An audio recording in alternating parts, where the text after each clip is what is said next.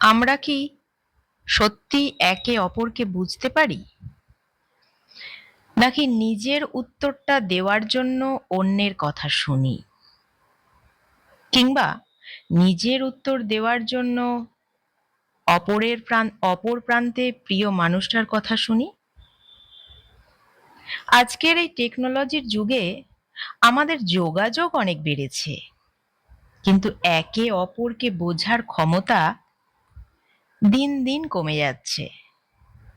ছোট ছোট ভুল বোঝাবুঝিতে নিজেদের মধ্যে দূরত্ব বাড়ছে।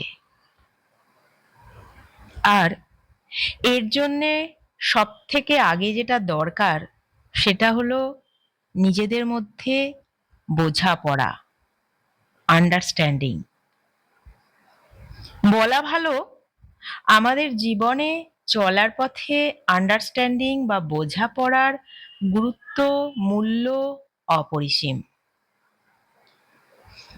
আসলে বলা যেতে পারে, আন্ডারস্ট্যান্ডিং বা বোঝাপড়া হলো ঠিক যেন একটা আর্ট, একটা শিল্প, বা আমাদের বোঝা, না বোঝা, কিংবা গভীরভাবে বুঝতে পারা সবকিছুই যেন একটা শিল্পের মতো ছবি এঁকে যায়।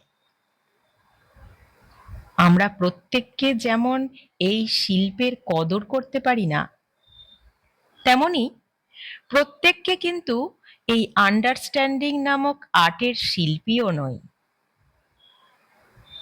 এই আর্টে কেউ কেউ আঁকে তাদের বোধ দিয়ে, কেউ কেউ আঁকে তাদের চেতনা দিয়ে, কেউ বা আবার আঁকে তার অহং দিয়ে, কেউ বা আঁকে দুঃখ দিয়ে, কেউ বা আঁকে নিজের মূল্যবোধ দিয়ে। কেবলমাত্র গুটি কয়েকজন আন্ডারস্ট্যান্ডিং আর্টের ছবি আঁকে তাদের হৃদয় দিয়ে।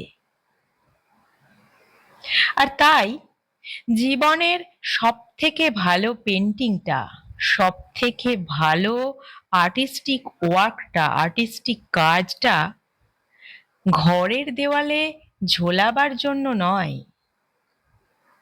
সেই সব পেন্টিংস গুলো রাখা থাকে খুব নীরবতার সাথে, খুব সম্মানের সাথে। কোথায় বলো তো?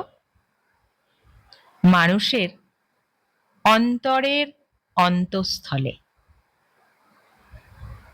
তোমার কি মনে হয় বন্ধুরা? বোঝাপড়া নিয়ে তোমার মন্তব্য একটু জানিয়ে দিও আমায়। আর ভালো লাগলে লাইক, শেয়ার, কমেন্ট করে পাশে থেকো।